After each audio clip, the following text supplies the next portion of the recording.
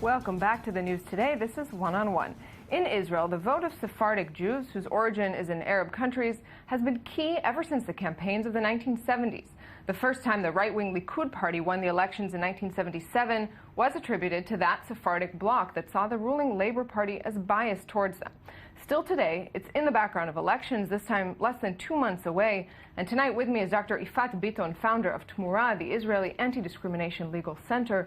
Dr. Bitton, thanks very much for being with me. Hello, good evening. So from the outside, maybe even from the inside, when we think of discrimination in Israel, I think a lot of people think more towards the divisions between Arab Israelis and Jewish Israelis.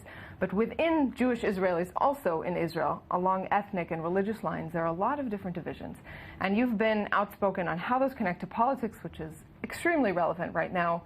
How do you see those as playing a role in the Israeli political system? So first of all, I'll start with a starting point, which is that this is something that is not at all known, outside the boundaries of Israel, but also inside Israel. You opened your remarks saying that, Sephardic Jews used to have a lot of influence, and they are a key, they play a key role in establishing the political situation in Israel.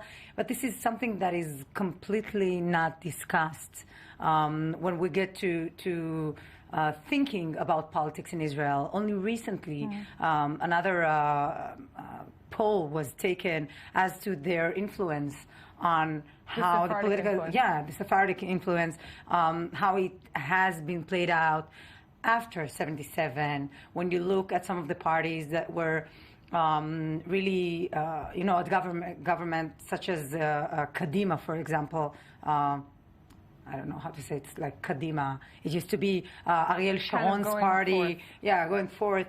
Ariel Sharon's party. That he formed. Yeah, and they won like 29, 40 at the first elections, and then 29 votes. And they used to be such an amazing party, and in terms of their governance power. And once eventually a Sephardic candidate was able to overcome an Ashkenazi candidate in this party, yes, through the primaries.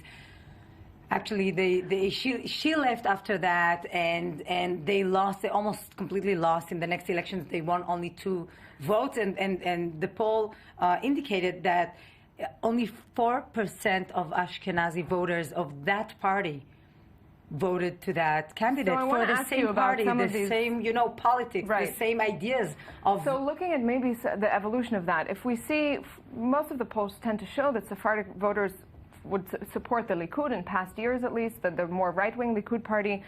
But yet the Likud hasn't had a Sephardic leader, whereas the Labour Party, on the other hand, has had a couple of them. How do you explain that twice?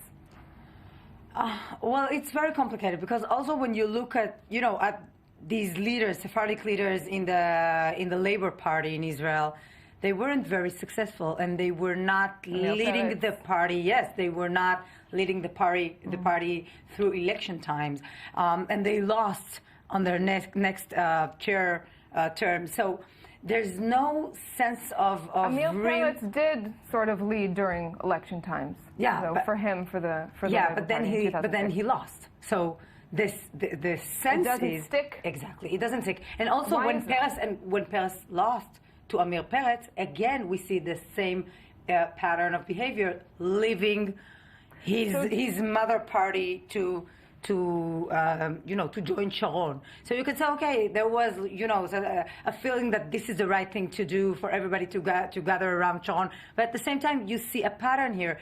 Once the Sephardic leaders manage to climb up the ladder to lead the party, there's a flight.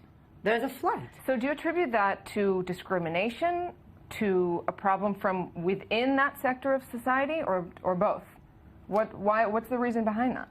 I think that, again, as the numbers indicate, also with Peretz and Peretz, you could see that in most of the kibbutzim, where you have mainly Ashkenazi communities, Peretz won 68% of them, of their votes, whereas Peretz used to be himself a someone who grew at a kibbutz and incorporated all of their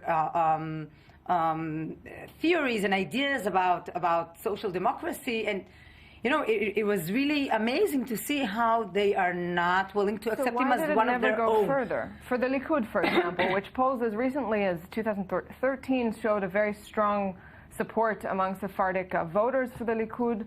That's if true. You have a strong voting base but no leader, what's missing? What's the missing piece there? I think history plays a substantial role in these patterns of voting. When you look at Sephardic Jews settled in underprivileged towns, in the wilderness of Israel, you don't see that the Likud, who's been in governance for, I don't know, grosso modo 40 years, exactly. It's been 40 years already, almost 40 years, and nothing has been substantially changed.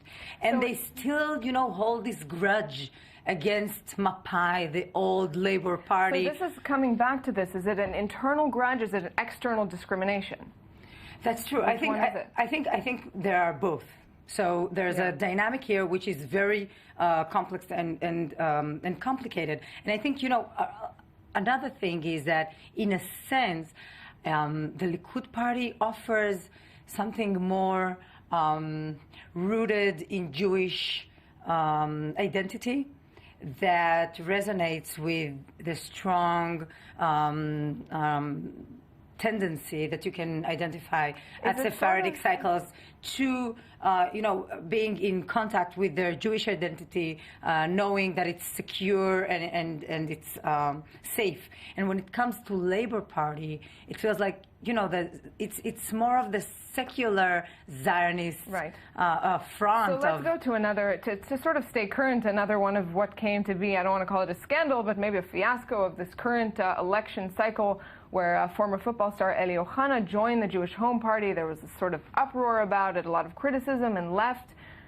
How do you explain that? Do you see that as, was it right for him to join, for Naftali Bennett to accept him in there? Was it wrong for him to leave? So let's start with Naftali Bennett. Was that the right thing to do? So as far as he's concerned, Bennett, he just couldn't understand what the whole hustle is about. Like, he did the right thing. The right thing, as far as he's concerned, is to bring in someone who will represent a segment of society that is traditionally neglected, and definitely within the secular Zionist national group of people. Is there rejection by the sort of the settlement movement, the far-right settlement movement there?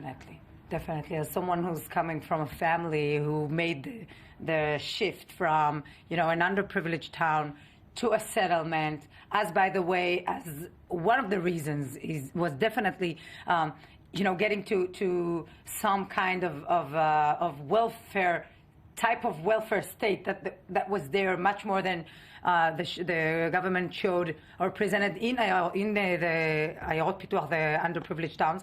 So the rejection was very, very dramatic. It was very, very clear that this is an elitist society. I grew up, studying in their educational system. It's a highly segregative and discriminatory system. Because we don't have a lot of time, I want to take you then from this, which obviously very, very deeply ingrained problems here, and Israel has no shortage of issues to deal with, to resolve these internal divisions just within the Israeli Jewish society. In the short time we have left, what needs to be done? Whose responsibility is it? I'll tell you what it is. What needs to be done is not to, assign all kind of little presents, little political spaces for women, not just for Sephardic Jews, women, Sephardic Jews, Ethiopian Jews, who have only one representative in an, as of now, non-realistic position in Yesh Atid. This is just a shame. So I think it's not enough. It's not even enough to put representatives. What we do want and what we ask for is to have some kind of partnership. A means that will show us, that we're part of something that's happening. The solution will take a much longer answer, I'm sure, but partnership is a good place to start. Dr. Yifat Bitton, thanks very much for this.